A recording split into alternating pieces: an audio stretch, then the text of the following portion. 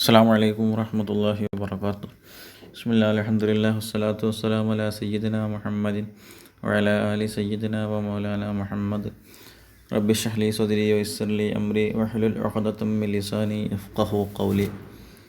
मेरे प्यारे यूसवन वालों को हमारा अकाउंटेंसी क्लास के लिए स्वागत है। ये तो हमारा 4th चैप्टर है, फॉर्म्स ऑफ बिजनेस ऑर्गेनाइजेशंस, है ना। तो एक बिज़नेस कैसे शुरू करता है वो बेस करके हम लोग बिज़नेस को क्या हो के 4 या 5 किस्म होकर हम लोग क्या किए थे, तकसीम किए थे। पहला एक है, एक आदमी अकेले क्या करना है, एक बिज़नेस शुरू करना, उसको सोल प्रोप्राइटरशिप कहा जाता है।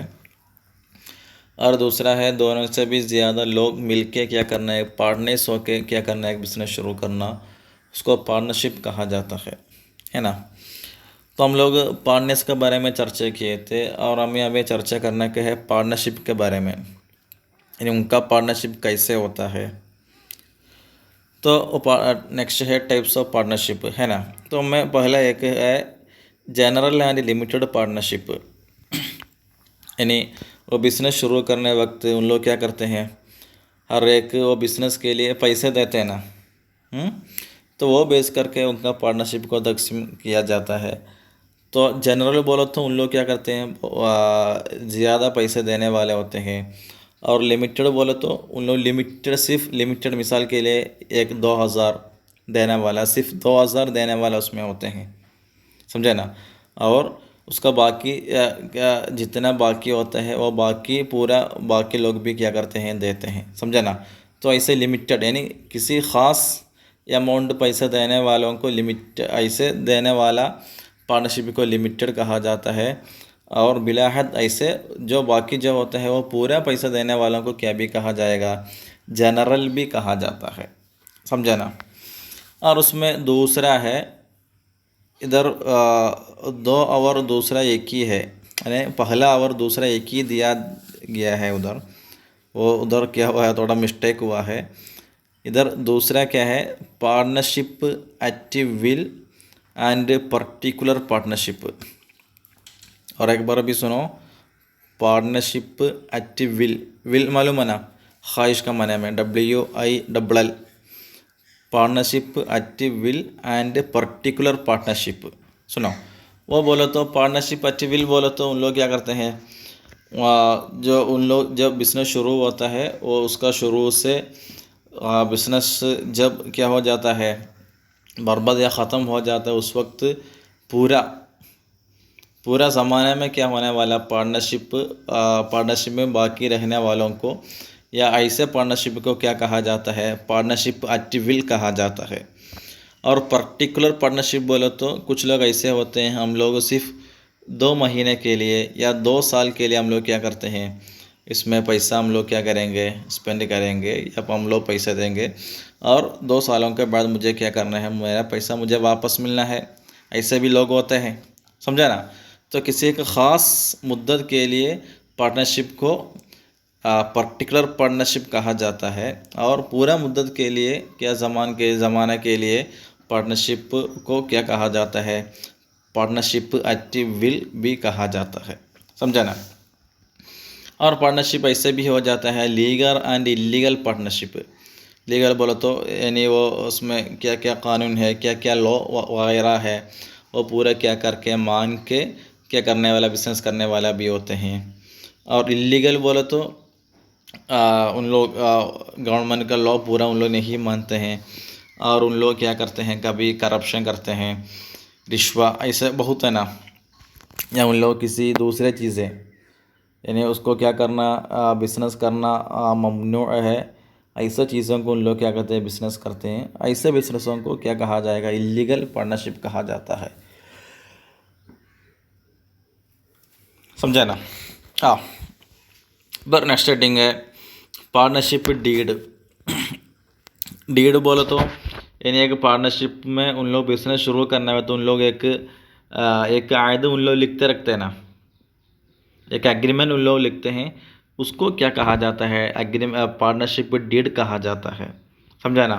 तो वो पार्टनरशिप में क्या होता है, बिज़नेस क्या होते हैं, और पार्टनर्स कौन कौन है, उनका पूरा नेम और एड्रेस वगैरह होते हैं, और बिज़नेस किधर उन लोग शुरू करते हैं वो जगह होते हैं, और कब तक वो पार्टनरशिप बाकी होता है, और कितना पैसा उन लोग क्या करते हैं बिज़नेस के लिए उन लोग रखते हैं, कैपिटल कितना होता है, और उसका प्रॉफिट एक आदमी को कितना प्रॉफिट होगा, और एक पार्टनर्स को उनका हुकूक या उनको क्या कितना पावर होते हैं, और उनका काम करने वालों का या एम्प्लॉई का या पार्टनर्स का सैलरी कितना होता है, और अकाउंट ऑडिटिंग के लिए क्या करना तैयार करना है। तो ऐसे ये सभी उसमें क्या किया जाता है, लिखा जाता है वो एग्रीमेंट में। ऐसे वो एग्रीमेंट को क्या कहा जाता है, पार्टनरशिप डीड कहा जाएगा, समझा ना। और नेक्स्ट एक है, तीसरा है, यानी हम लोग अभी पहला क्या बोला, सोल प्रोप्राइटरशिप बोला, दूसरा है पार्टनरशिप, और तीसरा है joint Hindu family form of business organisation, समझा ना। यानी जॉइंट फैमिली तुम लोग पढ़ाएंगे जॉइंट फैमिली के बारे में। फैमिली तो फैमिली के साइज बेस करके फैमिली को तो दो होकर तकसीम किया जाता है, एक जॉइंट फैमिली और दूसरा है न्यूक्लियर फैमिली, समझे ना। न्यूक्लियर फैमिली बोले तो उधर कौन होता है, एक बीवी और शोहर और उनका बेटा, सिर्फ उन लोग भी होता है, ऐसे फैमिली को न्यूक्लियर फैमिली बताया जाता है। या जॉइंट फैमिली बोले तो उधर बहुत क्या होते हैं, जनरेशन होते हैं, अब्बू और उसका ग्रैंडफादर ग्रैंडमदर, ऐसा बहुत 3 या 4 ऐसे बहुत कौन होते हैं, जनरेशन होते हैं, और उधर बहुत मेंबर्स भी क्या होते हैं, बहुत ज़्यादा होते हैं, समझे ना। तो ऐसे एक फैमिली कभी ऐसे बहुत पहले ज़माने में ऐसे बहुत Hindu family joint Hindu family थे, तो उन लोग क्या किए थे, बहुत बिजनेस उन लोग चलाए थे बहुत पहले। तो पहला क्या हुआ था, वो फैमिली का एक मेंबर क्या किया था, एक बिजनेस शुरू किया होगा, और वो आदमी क्या करने के बाद, मर जाने के बाद, वो फैमिली क्या किया, फैमिली पूरा होकर उन लोग क्या करते हैं, वो बिजनेस उन लोग क्या करते हैं, चलाते हैं, समझे ना। उसको क्या कहा जाता है, joint Hindu family form of business organisation कहा जाता है, सुनो। और वो हेड ऑफ फैमिली, और बिजनेस का हेड भी वो आदमी होता है, उसको क्या कहा जाता है, कर्ता कहा जाता है। और वो फैमिली का बाकी मेम्बर्स को क्या कहते हैं, मदद करने के लिए होते हैं, उसको उनको क्या भी कहा जाते हैं, को पार्सनेस भी कहा जाता है, समझा ना। तो इधर वो कर्ता वो हेड को क्या होता है, बहुत ज़्यादा पावर होते हैं, और बाकी लोगों को उतना ज़्यादा क्या नहीं पावर वगैरह उनको नहीं मिलते हैं। और हमें हमें फैमिली के वो चैप्टर में हम लोग पढ़े थे, फैमिली क्या होते हैं, मैट्रियार्कल होते हैं और पैट्रियार्कल भी होते हैं, है ना। पैट्रियार्कल बोलो तो ऐसा फैमिली में ज़्यादा पावर किसको होता है, उधर मेल को होते हैं, और मैट्रियार्कल में किसको होता है, फीमेल को होते हैं। तो हिंदू फैमिली में भी ऐसे होता है, धया बगा भी होते हैं, और मिथा कसरा कंडिल है, देखे ना, समझे।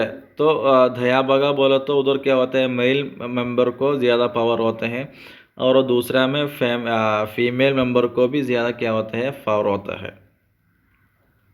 समझे ना। तो ऐसे भी यानी ऐसे जॉइंट उनको एक ऐसे बिजनेस हुआ है, तो क्या होता है, वो दया बगा हिंदू लॉ में वो फैमिली का या वो बिजनेस का हेड कौन होता है, वो मेल होते हैं, या मिथा कशरा, देखे ना, वो मिथा कशरा फैमिली कानून के मुताबिक वो फैमिली में वो बिजनेस का हेड कौन भी हो जाता है, कि फीमेल भी होने का क्या है, चांस है, समझा ना। हाँ, और नेक्स्ट का बताया जाता है, वो ऐसा जॉइंट हिंदू फैमिली बिजनेस का फीचर्स क्या होते हैं।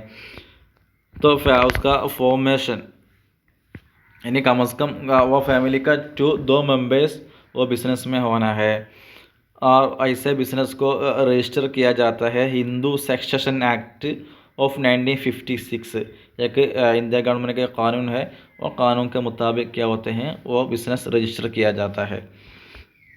और वह फैमिली से सिर्फ फैमिली मेम्बर को बिज़नेस में क्या होता है, शेयर मिलते हैं, और वो बिज़नेस का पूरा मैनेजर कौन होता है, वो कर्ता, यानी वो फैमिली का सीनियर मेंबर होते हैं। और वो बिज़नेस के लिए ज़्यादा पैसा क्या करने वाला, रखने वाला, यानी पैसा स्पेंड करने वाला कौन होता है, वो कर्ता होता है, समझे ना। और वह फैमिली में बाकी लोग यानी वह फैमिली में जो कर्ता के सिवा बाकी जो लोग होते हैं उनमें से किसी एक क्या होने की वजह से, इंतकाल होने की वजह से वह बिज़नेस को किसी नुकसान नहीं आता है। समझा ना। और नेक्स्ट है उसका मेरिट। मेरिट बोलो तो उसका पॉजिटिव्स क्या क्या होते हैं। हर एक को क्या मिलेगा, शेयर मिलेगा, यानी उनको क्या मिलेगा, वो प्रॉफिट मिलेगा हर एक को। और डिसीजन मेकिंग में बहुत फास्ट हो जाते हैं क्योंकि वह कर्ता को ज़्यादा पावर होता है। समझा ना। और ज़्यादा फैमिली मेम्बर्स होने की वजह से उनका नॉलेज और एक्सपीरियंस उनको आपस में शेयर कर सकते हैं। और वह दूसरे बाकी फैमिली मेम्बर्स को वो बिज़नेस में क्या नहीं होता है, ज़्यादा पावर नहीं होते हैं, इसीलिए उन लोग उसमें बहुत कम पैसा उन लोग स्पेंड करते हैं बिज़नेस के लिए। और वह कर्ता यानी वो फैमिली का सीनियर मेंबर है, वो बिज़नेस का हेड, और इसीलिए वो अपने पूरे पैसा कभी वो क्या करता है, वो बिज़नेस के लिए वो स्पेंड करता है। और बहुत ज़माने से नहीं, यानी ये फैमिली एक फैमिली बिज़नेस होने की वजह से बहुत ज़माने से ये बिज़नेस क्या हो जाता है, ऐसा ही बाकी होता है। समझे ना। तो एक आदमी मर गया तो उसमें दूसरे आदमी क्या हो जाएगा, उसका हेड हो जाएगा, ऐसा। और नेक्स्ट एक है लिमिटेशन ऑफ उसका नेगेटिव्स क्या क्या होते हैं।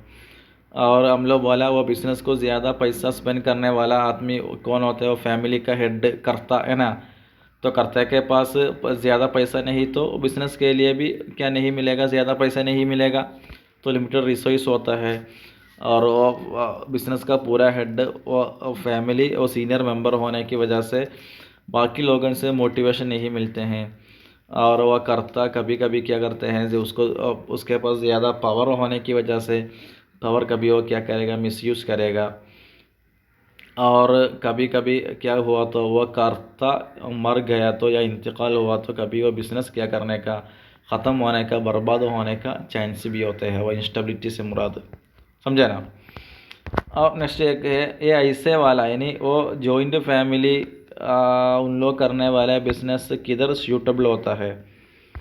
तो सूटेबल होता है कब, जब एक फैमिली बिज़नेस करते हैं, यानी किसी एक आदमी एक फैमिली बिज़नेस इनहेरिट से रनिंग बिज़नेस। समझा ना। एक फैमिली बिज़नेस हुआ तो ऐसा फैमिली करने वाला बिज़नेस बहुत सूटेबल होता है वो जॉइंट फैमिली में। तो यह कब होता है, एक आदमी एक बिज़नेस शुरू किया था, वह आदमी क्या किया और मर गया, तो वह आदमी मर जाने के बाद उसके बच्चे या उसका फैमिली उन लोग क्या किया और बिज़नेस चलाना शुरू किया था। ऐसे यह क्या होता है कि जॉइंट हिंदू फैमिली बिज़नेस हो जाता है। समझाना। और सबसे लास्ट एक है कोऑपरेटिव सोसाइटी। तो तुम लोग सुने होंगे बहुत कोऑपरेटिव सोसाइटी के बारे में, तुम्हारे गाँव में उधर उधर बहुत क्या हो जाएगा, इसे कोऑपरेटिव सोसाइटी होता है। तो कोऑपरेटिव सोसाइटी का उसका वो लफ्ज़ के बारे में पहला चर्चा।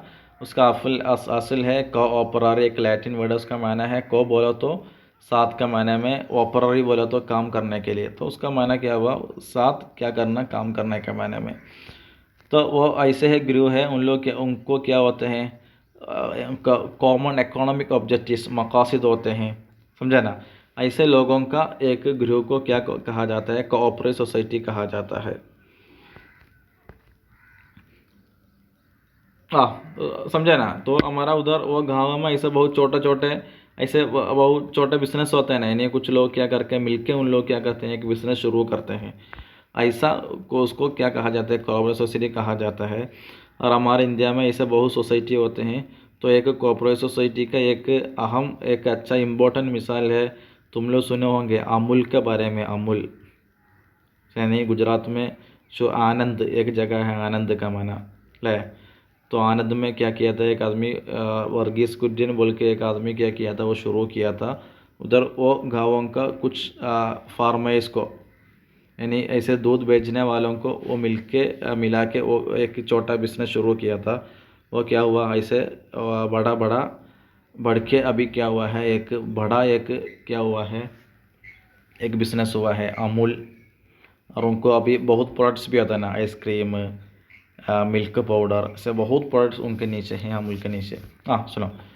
तो उसका फीचर्स है, एक वॉलंटरी एसोसिएशन है, यानी जब चाहते हैं उनको उसमें क्या क्या किया जाता है, मेंबर हो जाता है। हर एक को कभी यानी किसी आदमी को उसमें मेंबर होने का क्या मिलता है, चांस मिलता है। और नंबर ऑफ मेंबर्स कितना ज़्यादा भी हो सकते हैं और बहुत कम भी हो जाता है मेंबर्स। और रजिस्ट्रेशन ऑफ सोसाइटी, यानी कि सोसाइटी एक्ट है, वो एक्ट में उन लोग क्या करना है, उनका नाम रजिस्टर करना है। और ऐसे रजिस्टर करने की वजह से उनको स्टेट गवर्नमेंट से बहुत क्या मिलेगा, कंसेशन वगैरह मिल जाते हैं। और डेमोक्रेटिक सेटअप, यानी वो सोसाइटी में क्या हो जाता है, एक प्रेसिडेंट, एक सेक्रेटरी, ऐसे एक डेमोक्रेटिक यानी एक सेटअप भी, एक इंस्टीट्यूशनल सेटअप उनको होते हैं। और उनको जो पैसा जो बाकी मिलते हैं वो उन लोग क्या करते हैं, आपस में उन लोग क्या करते हैं, तकसीम करते हैं, डिस्ट्रीब्यूशन है वो। और उधर एक्स्ट्रा क्या आना है हुआ है। और उन लोगों बिजनेस के लिए उन लोग कितना पैसा स्पेंड किया वो भी कभी उनको क्या मिलेगा, वापस मिलेगा, रिटर्न ऑन कैपिटल इन्वेस्टमेंट का माना। और बहुत किस्म की क्या हो जाता है, कोऑपरेटिव सोसाइटी हमारा सोसाइटी में होता है, consumer society, producer society, housing society, मार्केटिव, समझे ना। और फार्मिंग यानी फार्मर्स का, किसान लोगों का भी क्या होते हैं, इससे कोऑपरेटिव सोसाइटी बहुत होता है। और उसका पॉजिटिव है, बहुत जल्दी फॉर्म कर सकते हैं। लिमिटेड लायबिलिटी, यानी हर एक आदमी ज़्यादा पैसा बिजनेस के लिए नहीं देने का है, समझा ना। और जब चाहे उनका उसी वक्त उनका मेंबर हो सकते हैं। और स्टेट गवर्नमेंट से बहुत क्या मिलेगा, सहारा वहारा उनको मिलेगा, टैक्स में कंसेशन मिलते हैं। और उनका लिमिटेशन नेगेटिव है, लिमिटेड कैपिटल, यानी और एक आदमी ज़्यादा पैसा उन लोग स्पेंड नहीं करते हैं तो उनका कैपिटल बहुत क्या हो जाता है, कम हो जाता है। और ज़्यादा एक्सपीरियंस से काम करने वाला उधर नहीं होते हैं, समझा ना। और कभी कभी करप्शन में, बहुत करप्शन भी, रिश्वत होने का भी चांस है ऐसे कॉर्पोरेट सोसाइटी में। तो ऐसे कॉर्पोरेट सोसाइटी बहुत सूटेबल होते हैं किधर, to build residential houses, for marketing the products, to provide loans and advances, etc. इन ऐसे बहुत suitable for small and medium size business operations, समझा ना। बहुत छोटे छोटे बिजनेस चलाने के लिए ऐसे कॉर्पोरेट सोसाइटी बहुत क्या हो जाता है, सूटेबल हो जाता है, समझा ना। तो हम लोग इस चैप्टर में बिजनेस के बारे में चर्चा किया। तो बिज़नेस कैसे क्या हो जाते हैं, उन लोग शुरू करते हैं, वो बेस करके बिज़नेस को बहुत के तकसीम किया गया है। पहले के सोल प्रोप्राइटरशिप, दूसरा है पार्टनरशिप, तीसरा है जॉइंट हिंदू फैमिली बिजनेस, और नेक्स्ट एक सबसे लास्ट है कॉर्पोरेट सोसाइटी, समझा ना। तो ख़त्म करता हूँ। वाखिर रब्बिल आलमीन, अस्सलामु अलैकुम वरहमतुल्लाहि वबरकातुहू।